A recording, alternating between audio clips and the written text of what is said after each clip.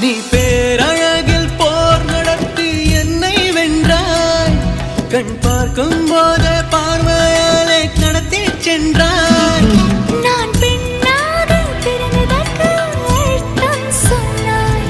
முன்னறியாத வெட்கங்கள் நீயே தந்தாய். என் உலகம் தனிமை காடு. நீ வந்தாய் பூக்களோடு. இனி தொடரும் கனவுகளோடு.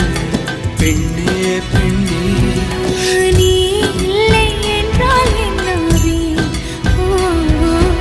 நெருப்போடு வெந்தே மண்ணாவே.